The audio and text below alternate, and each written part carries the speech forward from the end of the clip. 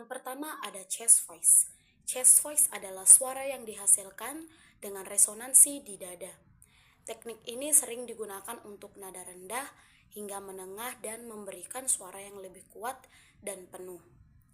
Saat menyanyikan chest voice, getaran terasa lebih dominan di bagian dada.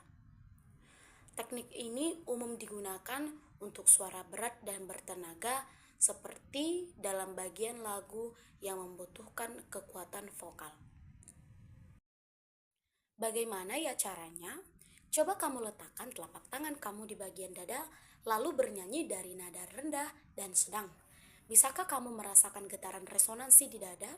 Tentu bisa. Itulah mengapa register vokal ini disebut dengan chest voice. Chest voice itu suaranya lebih tebal dan lebih penuh.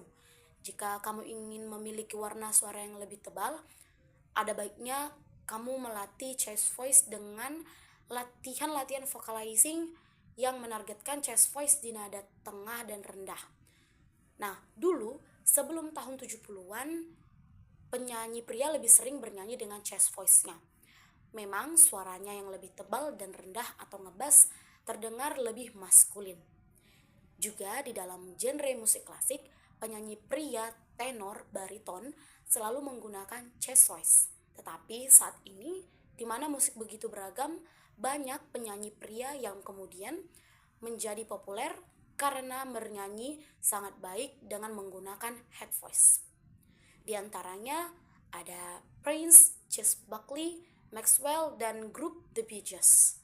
Namun, penyanyi wanita dengan suara mezzo sopran dan alto juga lebih sering menggunakan chest voice.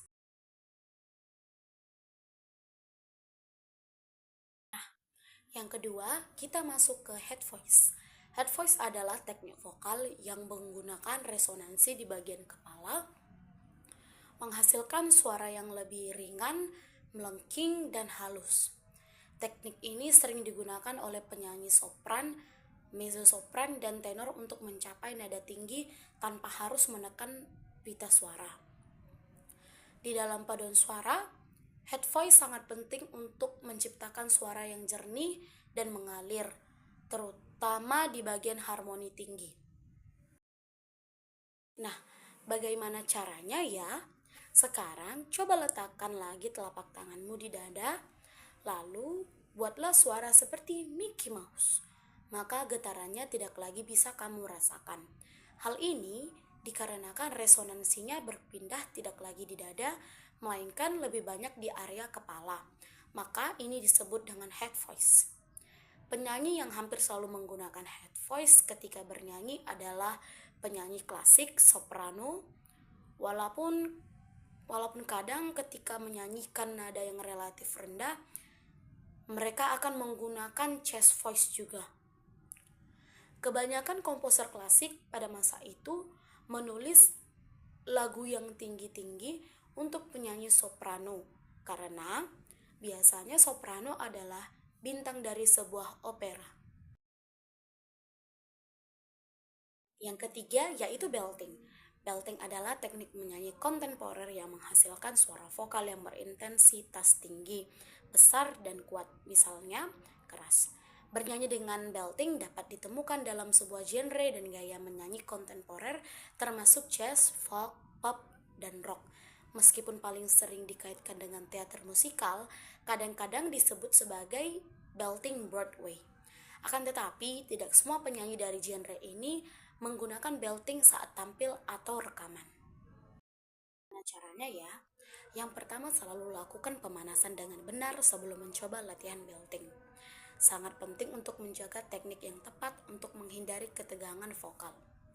Pertimbangkan untuk bekerja sama dengan pelatih vokal yang dapat membimbing kita dan memastikan kita untuk melakukan belting dengan aman dan efektif. Berikut beberapa cara tambahan untuk melakukan belting. Mulailah dengan nada yang lebih rendah. Mulailah latihan belting pada nada yang lebih rendah untuk membangun teknik Anda sebelum beralih ke nada yang lebih tinggi. Pertahankan postur yang baik. Berdirilah tegak dengan postur yang tepat untuk mendukung pernapasan dan fungsi pita suara kita. Jangan memaksakan, Jika Anda merasakan nyeri atau ketidaknyamanan, segera hentikan dan istirahatkan suara. Bersabarlah menguasai belting membutuhkan waktu dan latihan. Bersabarlah dengan diri sendiri dan majulah untuk melatih belting tersebut, karena teknik belting ini sangat-sangat membutuhkan tenaga yang lelah. Nah, yang keempat yaitu ada mixed voice. Mixed voice adalah suara gabungan chest voice dengan head voice. Ketika chest voice resonansi yang di rongga mulut dan head voice di rongga hidung, maka mixed voice adalah di antara mulut dan hidung. Kemampuan menggabungkan dua register ini memungkinkan penyanyi untuk menyanyikan nada-nada yang tinggi dengan suara yang tetap tebal, karena suaranya tidak perlu pecah ke falsetto saat melewati jembatan. Penyanyi yang dapat mengakses mixed voice tidak terlalu khawatir lagi dengan register vokal, karena suara mereka sudah satu karena blending yang baik antara registernya.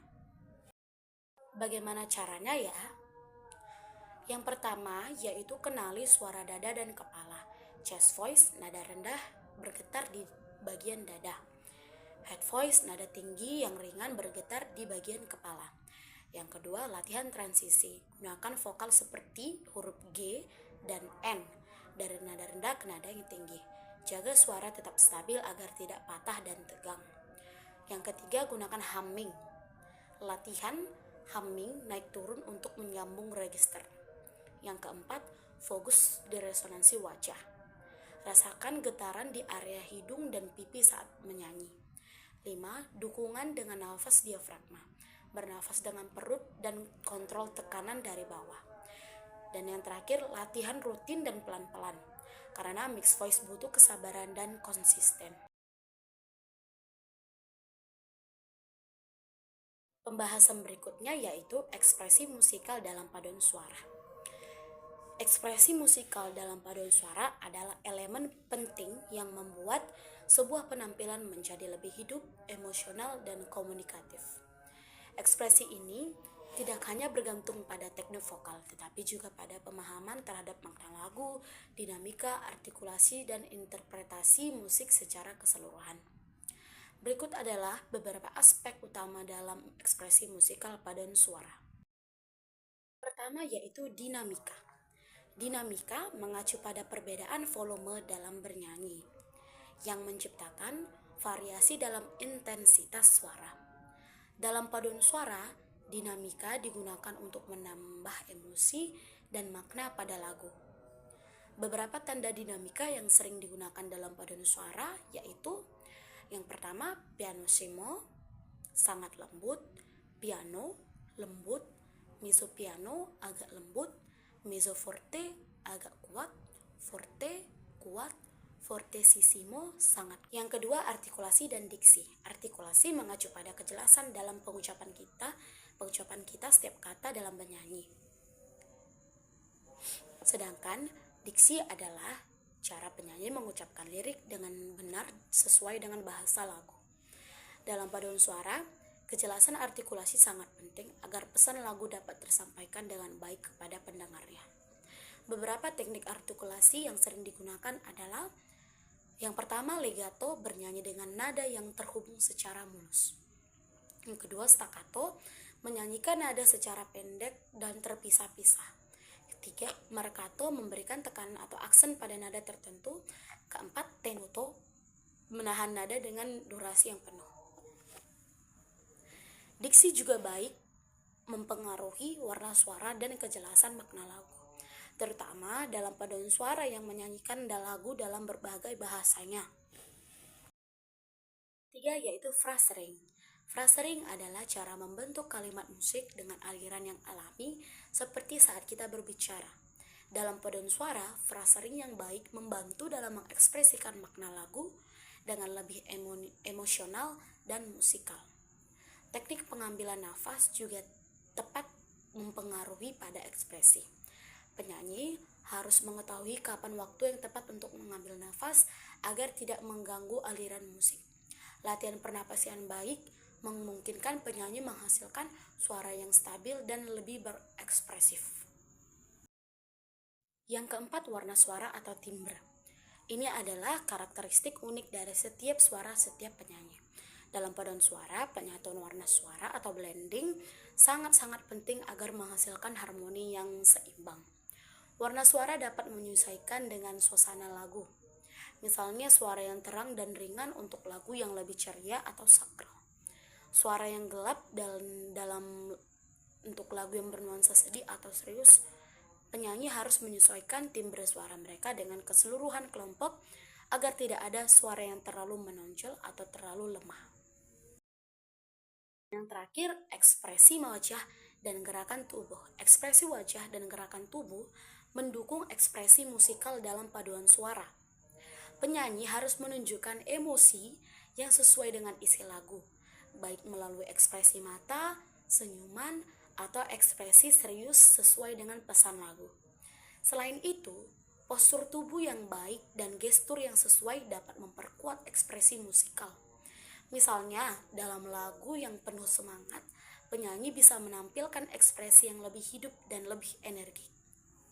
Sekian presentasi saya. Jika ada kesalahan, mohon dimaafkan. Terima kasih.